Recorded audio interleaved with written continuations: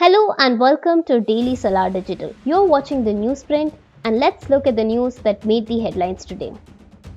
Prime Minister Sheikh Hasina clinches her fourth consecutive term as the Awami League wins an absolute majority in the general election, marked by a low 40% voter turnout and opposition boycott. The ruling party secured 167 seats, with Hasina herself winning resoundingly. The BNP accuses the government of supporting dummy candidates, while Hasina attributes low turnout to their call for a boycott. Critics are worried about Sheikh Hasina's leadership, pointing to issues like protests in Dhaka, accusations of authoritarianism, and human rights concerns. Additionally, Bangladesh sought a $4.7 billion bailout from the IMF due to economic challenges, including rising fuel and food import prices after the Russia-Ukraine war. The bailout comes with conditions requiring the country to implement reforms for financial stability. The upcoming Vibrant Gujarat Summit, starting Wednesday, anticipates surpassing its 2019 record of 28,360 Memorandum of Understanding signings. After the 2021 cancellation due to the pandemic, this edition, inaugurated by Prime Minister Narendra Modi, is poised to host industry leaders like Lakshmi Mittal, Mukesh Ambani, and others. Strengthening India-UAE ties,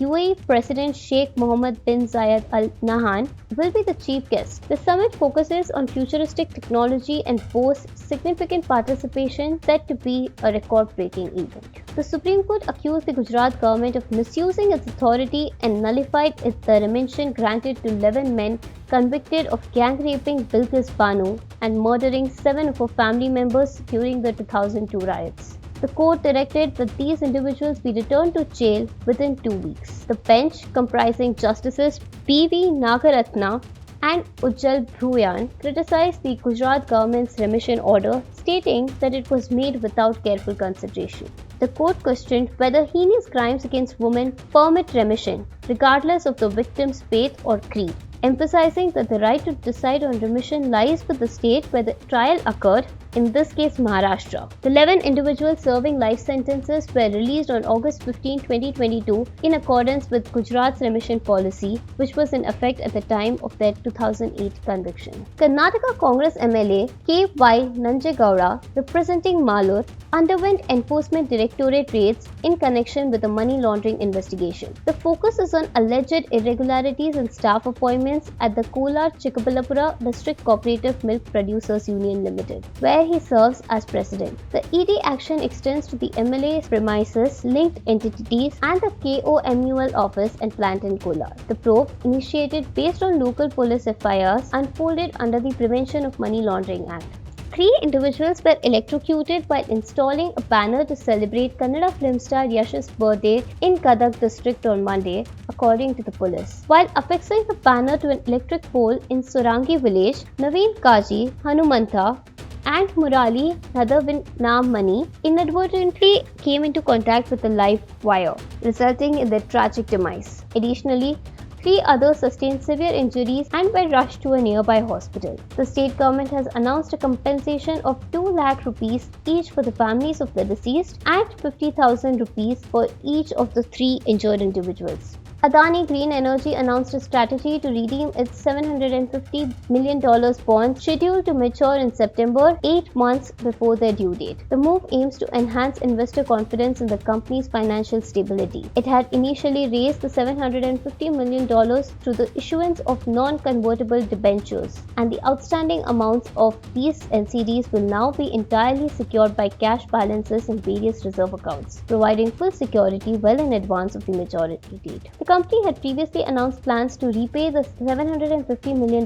in 4.375 notes due on September 9, 2024 in September 2023. This involves securing a funding letter for $675 million from the bond's underwrites and identifying $75.47 million in restricted reserves. After Maldivian ministers criticized Prime Minister Modi's Lakshadweep visit, Indians on social media claimed to cancel over 7,500 Maldives hotel bookings and 2,300 flight tickets. Travel companies including Ease My Trip and Vistara responded to the boycott Maldives trend. Bollywood celebs, once Maldives enthusiasts, now promote Lakshadweep's beauty. The controversy prompted Make My Trip to launch a Beaches of India campaign, reporting a 3,400 100% surge in searches for Lakshadweep. Amid diplomatic concerns, Indians opt for domestic island holidays, emphasizing Lakshadweep's allure over Maldives. Young shooters Varun Tomar and Isha Singh secured 2 Olympic quota places for India by winning gold medals in the men's and women's 10-meter air pistol events at the Asian qualifiers. With these victories, the total number of Indian shooters qualifying for Paris reached 50, matching the highest ever count achieved in the Tokyo Games. India has the potential to increase this number in the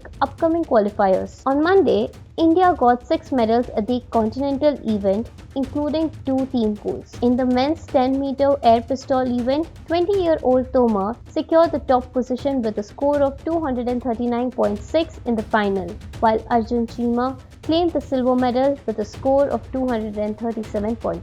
Bollywood stars Ranbir Kapoor and Alia Bhatt have received invitations for the consecration ceremony of the Ram Temple in Ayodhya on January 22nd. The ceremony follows a series of rituals starting from January 16, leading to the installation of a Ram Lalla idol in the Grand Temple. The temple trust, Sri Ram Janmabhoomi Teerth Kshetra, has extended invitations to over 7,000 individuals, including politicians, celebrities, cricketers, and industrialists. Notably, actors Arun Govil and Deepika Chikliya, known for their roles as Ram and Sita in Ramayana, are also among the invitees. Bengaluru police have issued notices to actors Darshan, Dolly Dhananjaya, Abhishek Ambarish, and producer Rockline Venkatesh for allegedly partying beyond closing hours at Jetlag Pub. An FIR is filed against the pub owner, and police have requested CCTV footage. The party celebrating the Kannada film Kattira's success extended past the permissible 1 a.m. closing time. Actor Darshan, previously in controversy for comments and assault accusations, faces scrutiny once again.